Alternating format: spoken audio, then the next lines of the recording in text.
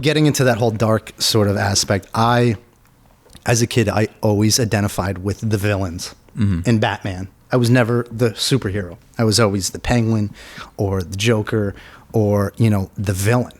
And, looking back at it, I'm like, I always had like a proclivity towards the darkness and like the bad sort of aspect,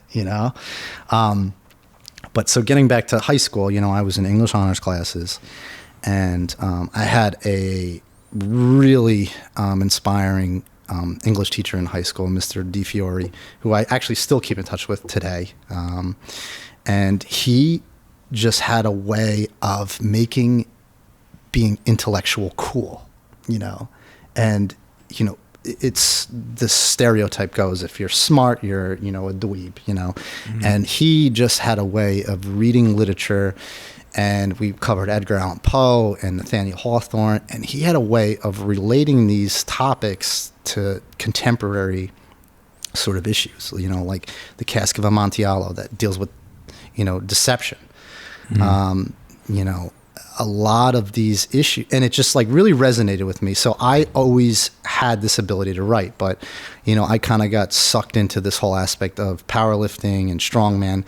And, for a while there in college, I would do these contests and I would maybe take top 5. I would never win because I'm not 6'5", 300 pounds.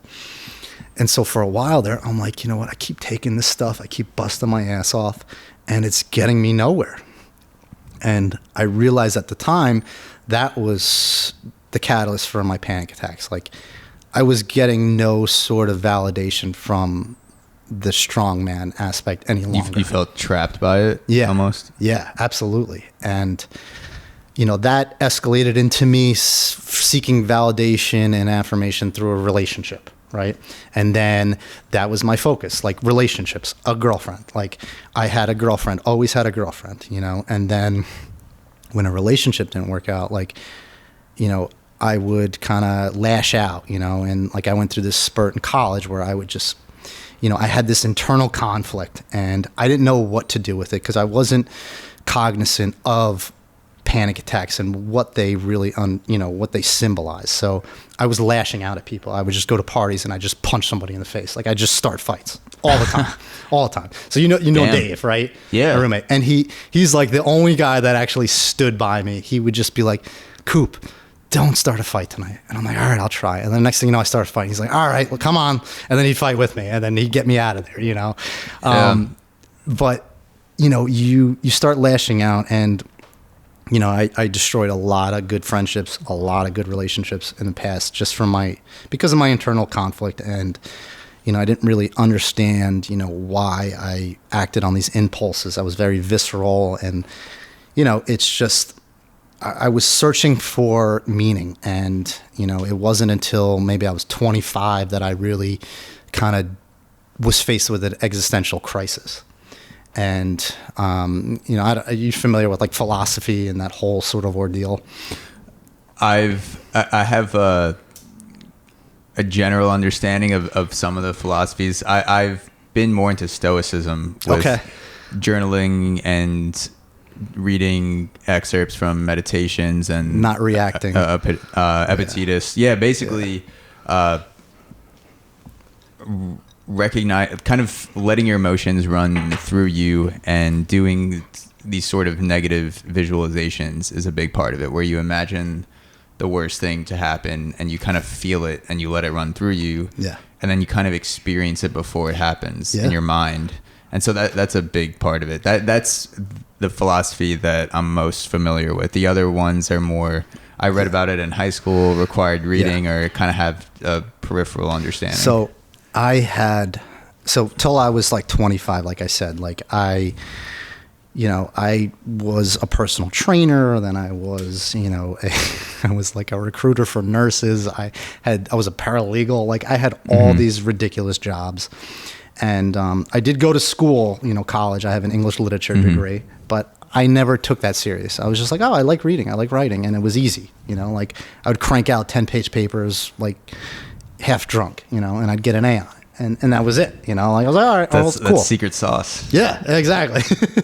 So I never really took, writing seriously. I was just like, you know what, I need to just get a job. And, you know, at that time, like I was like 25, like my whole sort of purpose was just sinking myself in a relationship. And, you know, at the time I experienced like a heartbreak, and, you know, everybody deals with heartbreak and, you know, trauma to some degree. You know, and it's not anything, you know, I almost feel stupid for saying like heartbreak, you know, like there's people that die from cancer, you know, like how traumatic can heartbreak be? But in my case, it was really, it was formative. It really shook me to the core where, you know, I was faced again with, you know, these panic attacks, and I didn't know what to do. I didn't know who I was. Like, I didn't have physical reactions to heartbreak. Definitely. I did not realize that until my first serious heartbreak in college, where you feel like a part of you is being ripped out physically, and you have a hole. Well, for a while there, I was always the one destroying relationships, like, you know, from whatever sort of external, you know, void I was trying to fill, or internal void. But, you know, this heartbreak really shook me because I'm 25. I don't have a career. I don't have really any friends because I've destroyed every relationship I've had or friendship.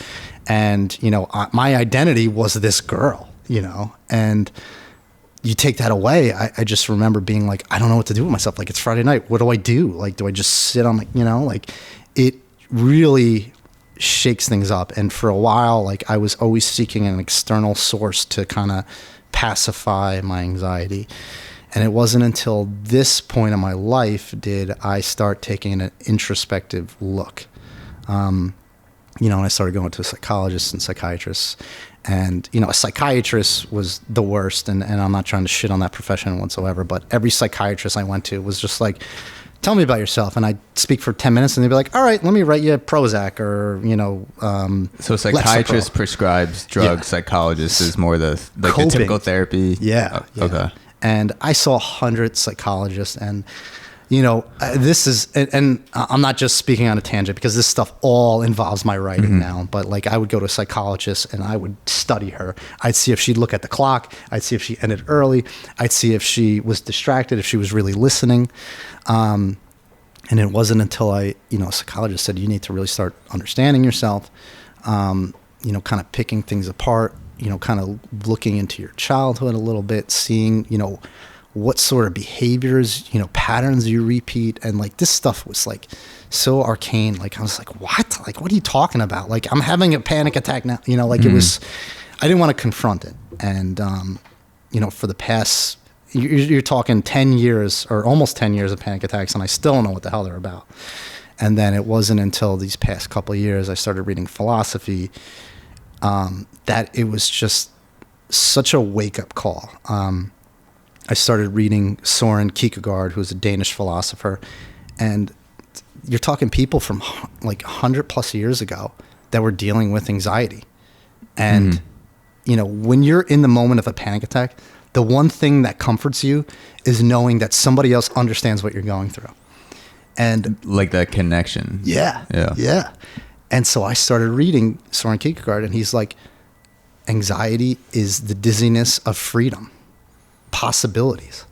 And that's really how you can describe it, because there's so many possibilities. There's so many permutations. Like, are you going to die? You know what I mean? Like, your mind races. So it's like you're being overwhelmed by all the options that you have. Yes. And you're not really sure where to go or what to do. And it's like reading these words, and then that transition into Albert Camus, you know, who is, you know, a French philosopher who dealt with absurdism. And, you know, I started really diving into the whole existential crisis. And, you know, it comes down to, you know, how do we make sense of our existence, you know?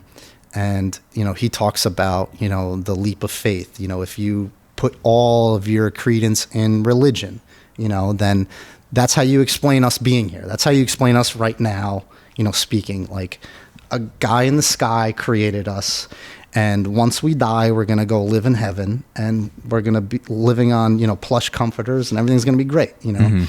And, you know, and I got fed some of this stuff in high school and stuff like that, but, you know, you can grasp onto these ideas, but it's not until you take this sort of dialectic approach where you're like, is that really it? Like, are women experiencing pain in childbirth because of original sin, according to the Bible? Like, is that how you want to live your life? Like, oh yeah, that's why, Yeah. So I took this deeper dive into, existentialism, and existentialism is just finding meaning. And there's a vein in nihilism. And nihilism is the belief that everything means nothing. There's no point of doing anything. It's a very pessimistic outlook. And it wasn't until I started kind of reading about absurdism that I really everything just clicked. And I'm not in the complete stage of transfiguration. 10 years, maybe I'm going to feel differently. But at this point, I really find comfort in the whole idea of absurdism, that life, while it has no inherent meaning, you can embrace that. You can kind of rebel against the meaning and enjoy trivial bullshit.